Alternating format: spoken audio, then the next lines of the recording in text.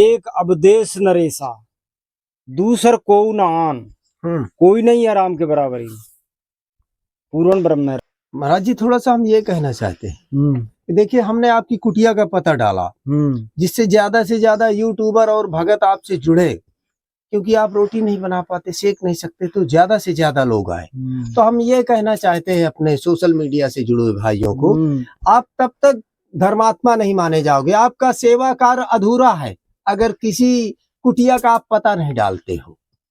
क्योंकि महाराज जी आप तो ज्ञान के भंडार हैं और आप जैसा तपसी ये चित्रकूट की धरती का सौभाग्य है।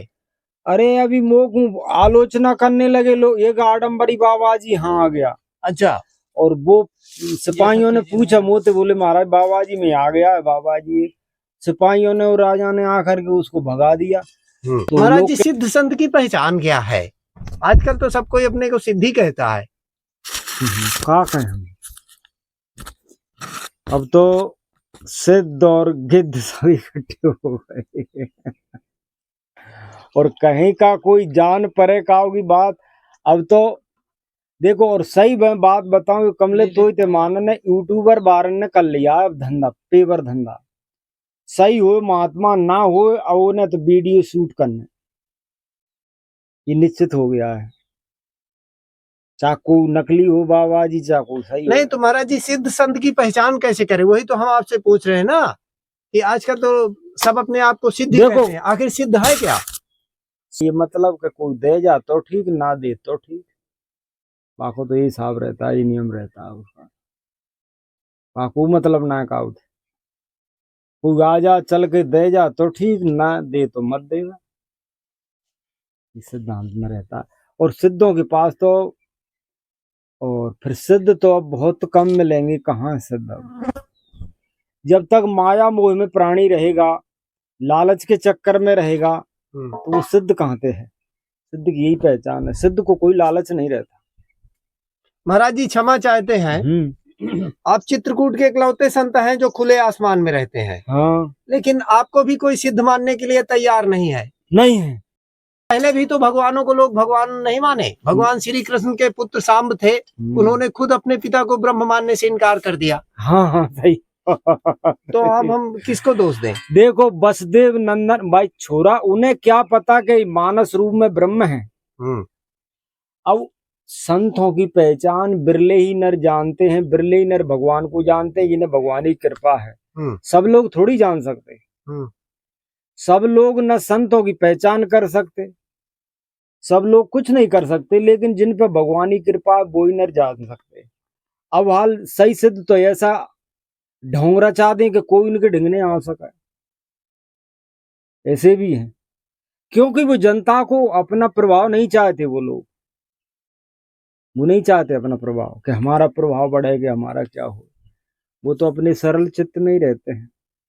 तो महाराज जी ब्रह्म हमेशा अकेले क्यों रहता है? जब आपको हम देखते हैं तो हमें भगवानों की याद आती है। उनको भी लोगों ने पहचानने से और मानने के लिए, उनको भी बड़ा संघर्षमय जीवन रहा हमारे भगवानों का। अरे वो तो रहा ही विपत्ति का, जब भगवान राम रहे, जब तो सघन बंद था जी, कोई न आवत जाता, यहाँ कौन आता जाता था। माता जानकी को भी जगदम्बा मानने से तैयार मना कर दिया लोगों ने, उनकी भी तो परीक्षा लेते रहे। महाराज जी लेकिन आपको सिद्ध तो कोई मानने के लिए तैयार नहीं है। नहीं। लेकिन आपकी दिनचर्या बहुत लोग धारण करते हैं देख देख कर। कोई नहीं से... देखो यही पहचान है कि एक राजा ने कहा, हाँ, कि मैं साहब जो भगवान ने 18,000 ब्याह कराए, 108 तो मैं कराऊंगा। तो रानी होशियार थी राजा की, बाने गई तू तो करावे गो, कृष्ण की ओर कर रहा है। तो कृष्ण ने तो गिरिराज उठाया, तो एक पत्थर, एक मन का पत्थर उठा ले, तब तो तू हम जाने उठा इस पत्थर के लिए। नहीं, उनको वो वाली मिट्टी, उनकी आप वाली रोटी खाना है, पत्थर नहीं उठाएंगे। नहीं पत्थर नहीं। सिपाहियों ने कहा, बोले तुम इस बाबा की होड़ करते हो, तो ये बाबा तो नीचे तू मचान क्यों बनाता है? सोता के नाले 9 किलोमीटर नहावे जाता और हमारी कुटी का पानी तू लिया और रहा जंगल में, मचान मत बनावे भाई। तुझे सांप और बिच्छू होते भय है, इसलिए मचान पे सोता है। भाई जंगल का नियम तो भगवान राम भी रहे जंगल में, अब सब बाबा ही तुम टाटी घाट चले जाओ, सबके तख्त आसन लगे हुए हैं, सबके, सबको देखा है।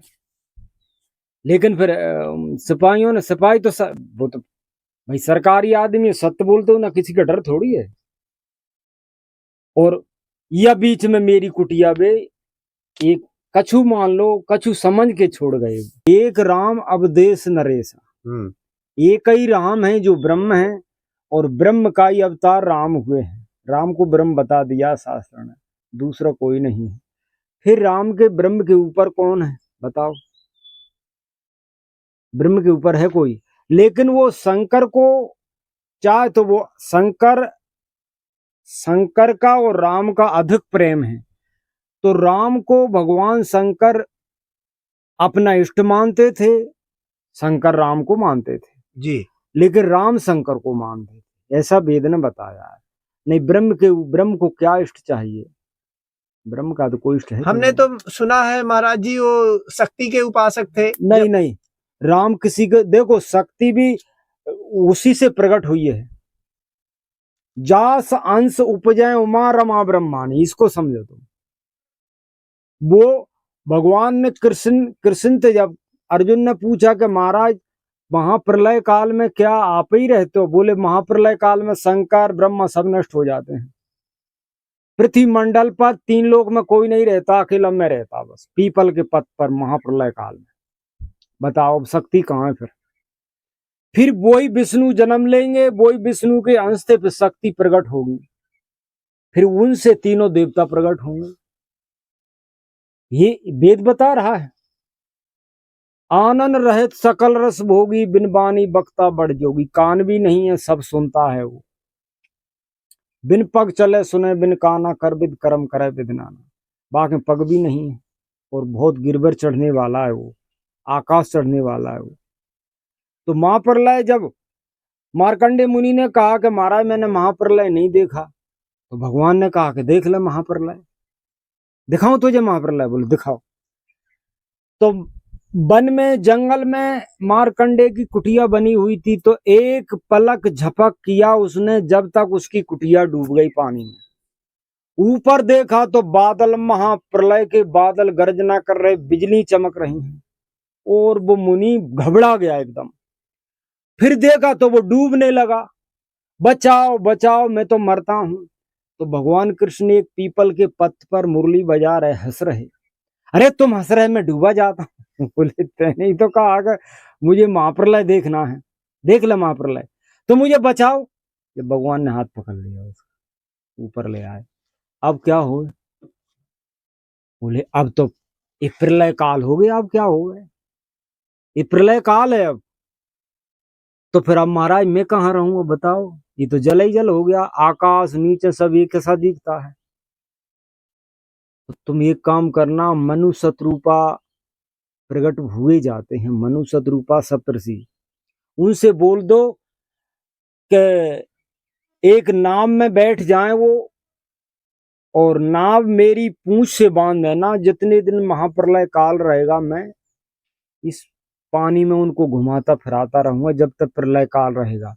जब फिर ब्रह्मा को ऑर्डर, ब्रह्मा सृष्टि रचेता होंगे, जब जाकर के ये प्रलय बंद होगा। जब तक प्रलय रहेगा, तो प्रलय रहेगा, तो प्रलय में तो कहूँ एक सुमेरी पर्वत जरूर है, वो डूबता नहीं है, मैं तुमको वहां ले चलूंगा।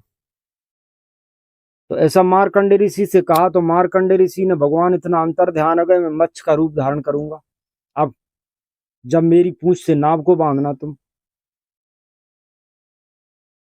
तो इतना कह कर भगवान अंतर ध्यान हो गए। वो मार्कंडे मुनि ने मनु से कहा कि आप ये नाव में बैठ जाइए सप्तऋषियों को लेकर के, और हम भी बैठेंगे।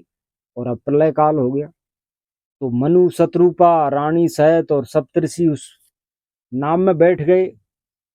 नाव में बैठ गए तो नाव ऊपर से देखते हैं तो पानी की धार बनी हुई है, और पृथ्वी पहाड़ सब डूब गए, पानी उगल रहा है। बोले भाई बचने वाले नहीं है ये प्रलय काल में हम। वो विष्णु देख ही नहीं रहा, कहाँ है विष्णु? जब तक देखा तो मत्स्य रूप में भगवान आ गए और नाव को ऊपर ले आए। वो डूब रही थी नाव, तो भगवान ऊपर ले आए। तो मार्कंडेय ऋषि को बताया कि मनु आप ये करना, ये भगवान, ये जो नाग है ये भगवान का ही अंश है। नाग एक रस्सी बन गई, इस नाग से और नाव को बांध दो, नाग की रस्सी बन गई। तो वो मनु ने नाव को भगवान की पूंछ से बांध दिया, जो मत्स्य रूप धारण कर रहे थे भगवान, वो सर्प की पूंछ से बांध दिया। तो भगवान उसको जितने दिन प्रलय काल हुआ धीरे धीरे घुमाते वो नाव को लिए सुमेरु पर्वत पर ले आए। सुमेरु पर्वत नहीं डूबता प्रलय काल में। लंका विजय से पहले भगवान श्री राम जी व्रत रहे थे, क्या ये बात सत्य है? उपवास में गए थे ना? हाँ भाई, तब से भी तो था ही उनका। तो लंका विजय से पहले वो 9 दिन के उपवास में गए थे। हाँ, तो किस देव और इष्ट को अपना वही तो किसकी उपासना किए थे? देखो सुनो मेरी बात, कि वही विष्णु वही राम है ना, लेकिन कारण जो है कि उसकी किरण जो चल रही है, जैसे शाखा एक ही है, ये पेड़ खड़ा हुआ है तो पेड़ की शाखाएं फूटती हैं, लेकिन अपना इष्ट अपना बाप तो शाखा अपने पेड़ को मानेगी ना, समझ लेना इसको। तो वो पूर्ण ब्रह्म है, वो कभी वो तो उस टाइम पर राम में भी और कृष्ण में भी वो अलग है, लेकिन उसी की शाखा चल रही है राम कृष्ण, तो वे उसी को माने थे। पार ब्रह्म वो भी कहते थे, भगवान राम नहीं कहते थे कि पार ब्रह्म का स्मरण करो जी। लेकिन लोगों को उत्तर मिल जाएगा कि प्रभु भगवान श्री राम जी आखिर किसकी उपासना किए थे महाराज? हाँ, किसकी? वही पार ब्रह्म परमात्मा की करते थे वो जी। थोड़ा सा हम ये कहना चाहते हैं, देखिए हमने आपकी कुटिया का पता डाला, जिससे से ज्यादा यूट्यूबर और भगत आपसे जुड़े, क्योंकि आप रोटी नहीं बना पाते, सेक नहीं सकते, तो ज्यादा से ज्यादा लोग आए। तो हम ये कहना चाहते हैं अपने सोशल मीडिया से जुड़े भाइयों को, आप तब तक धर्मात्मा नहीं माने जाओगे, आपका सेवा कार्य अधूरा है अगर किसी कुटिया का आप पता नहीं डालते हो। क्योंकि हमने पता डाला, सब लोग आ रहे हैं। सही है बात। हम तो सब जगह जहां भी जाते हैं तो साधु संतों का पता डालते हैं ना, आप क्यों नहीं डालते? तो हम तो अब क्या बोले, हमारा चैनल हमारा वीडियो कितने लोग देखेंगे? बहुत। भाई अगर आप सत्य के रास्ते पर हो, धर्म के रास्ते पर हो, साधु संतों की सेवा कर रहे हो, तो सेवा तो तब आपकी मानी जाएगी कि आप पता भी डालो। जैसे हम आप महाराज जी के पास आते हैं, पूरा एक एक लोकेशन डालते हैं ताकि ज्यादा से ज्यादा लोग महाराज जी के पास आए, ज्यादा से ज्यादा लोग दर्शन का लाभ उठाएं, ज्यादा से ज्यादा लोग महाराज जी से जुड़े। तो स्वयं तो आ जाते हैं हमारा वीडियो देखकर, लेकिन खुद कभी नहीं डालते। हम किसी की बुराई नहीं कर रहे हैं, सही है, क्योंकि लेकिन सच तो बोलना ही पड़ेगा, सच तो बोलना पड़ेगा, क्योंकि महाराज जी तो सीधे साधे हैं, उनको तो कुछ पता नहीं रहता। लेकिन महाराज जी आपका पता कोई नहीं बताता कि आपकी कुटिया कहाँ है, कहाँ से आना है। डायरेक्ट कुटिया कोई तेंदू के पेड़ के नीचे मोटरसाइकिल खड़ी कर देगा और झाड़ियों के बीच से झोला लेकर आएगा पीछे ऐसे। एक तो हद हो गई, अभी कोई यूट्यूबर था तो कुटिया आपकी दिखा रहा था, लेकिन रास्ता अमृत धारा का दिखा रहा था। अमृत धारा का रास्ता दिखा रहा था, क्योंकि हमारे तो जंगल पूरा बसा हुआ है। हम तो एक एक तो पेड़ सब जानते हैं, एक एक पहाड़ पहचानते हैं कहाँ कहाँ है। हाँ।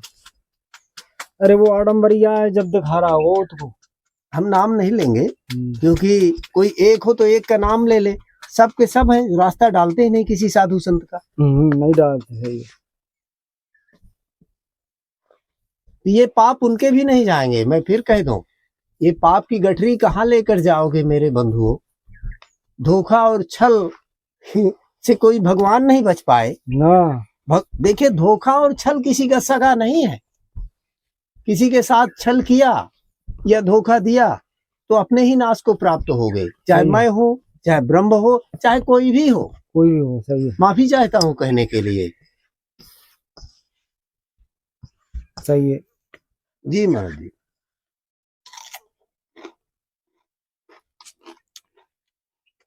तो महाराज जी किस चावल की रोटी है? इस समा के चावल की रोटी।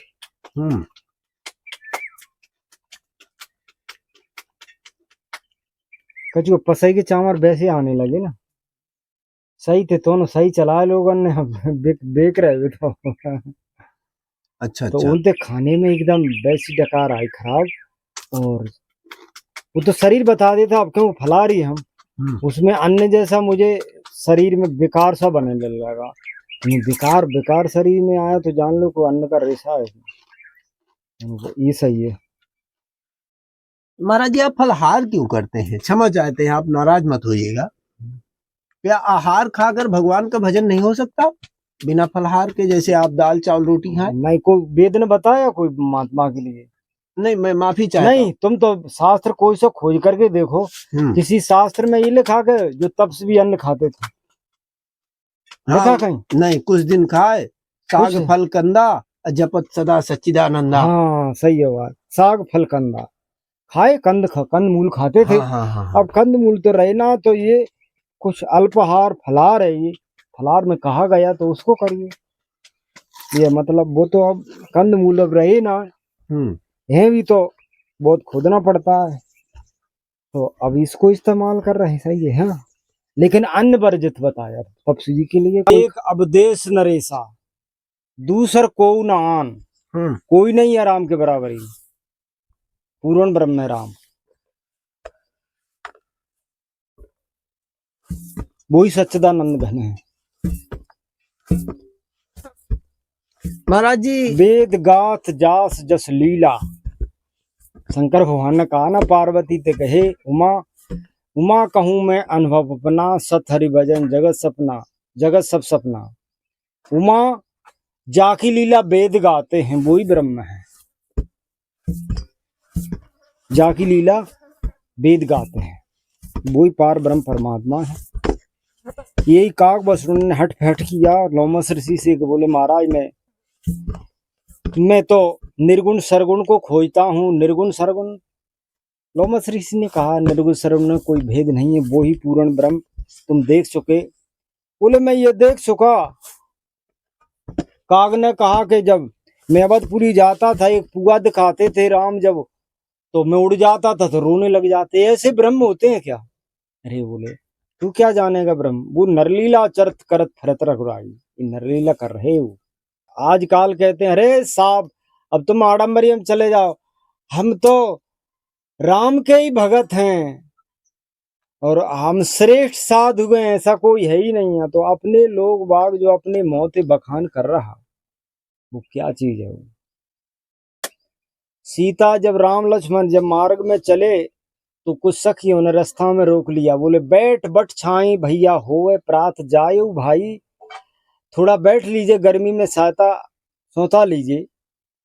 तो वे सखियां आ जा, पतरी पतरी लकड़ी लगाना, वे सखियां आ जाती हैं जो रास्ता गिर राहगीर थी, राम आ रहे तो तीनों प्राणी बैठ जाते हैं, सीता सहित लक्ष्मण। तो वे सखी पूछती हैं सीता थे कि ये कौन है तुम्हारे? तो सीता ने ये नहीं कहा कि मैं इनकी पत्नी हूं राम की। लाल लखन तन देवर मोरे, धरे धनुष सर हाथ। लाल लखन तन देवर मोरे, राम को नहीं कहा कि राम मेरे पति हैं, बाने के लाल लखन तन देवर मोरे, जे लाल लखन गोरा बदन है ये मेरे देवर हैं, तो जान जाएंगे सकियां कि जी पति होंगे। है ना? लेकिन सीता ने ये नहीं कहा कि मेरे पति हैं। ये है महाराज जी, हमें स्वयं भी कभी कभी शंका होती रहती है कि आप कहीं नर लीला करने तो नहीं आ गए आप में कभी? हमें दुर्वासा आज लग रहा है आप शिव है, मैं सच अंतरात्मा से कह रहा हूँ। नहीं वो तो कोई बात ना, हम तो ऐसे, और ये मानस स्वरूप में ब्रह्म भी होता है, लेकिन वो ब्रह्म पहचान में नहीं आता। जैसे काय के ढक जाने थे जल पहचान में नहीं आता, इसी प्रकार सब लीला है, लेकिन हमारे पास अभी शक्ति ऐसी प्रकार नहीं है। लेकिन महाराज जी तेज आपके मुखमंडल में है, वो और किसी तपसी में हमने देखा नहीं। मतलब एक बार देखा था 10 साल पहले, 10 साल या 15 साल हो गए याद नहीं है, और दूसरे आपको देख पा रहे हैं, उनके लाखों करोड़ों सब कुछ है, लेकिन वो तेज और तप, पर तेज तप वाले है कहाँ? ये तो भाई जो जितना शरीर धरे हैं वो हड्डी चर्मी तो शरीर दिख रहा है उनका, हम ऐसे वो तपस्वी थोड़ी है कोई, हर गुस्से में बैठे रहते हैं जैसे कोई मर गया हो। हाँ वो तपस्वी थोड़ी है भाई, तपस्वी का शरीर अलग दिखेगा, तपस्वी का शरीर न ज्यादा मोटा न ज्यादा हल्का, बीज जैसा ही रहेगा, वो तपस्वी है वो सही। तेज पुंज एक तापस आवा, लग व्यस सुहावा। राम जब आगे को चले तो तेज पुंज एक तापस आवा, लघु व्यस सुहावा। लघु माने छोटा शरीर, न बड़ा न लम्बा न मोटा न तगड़ा, तपस्वी का शरीर वही होता है। और इन तपस्वियों को देखो, वो कहते सर टावरन थे ऊंचे ऊंचे मोटे तगड़े शरीरन के, ये तपसी कैसे? तपसी का ये शरीर थोड़ी है भाई, तपसी का शरीर नहीं है ये। खा रहे अन्न धांस करके और दूध पी रहे तो शरीर तो मोटाव लेगा ही, अन्न चर्बी तो बनाता ही है भाई।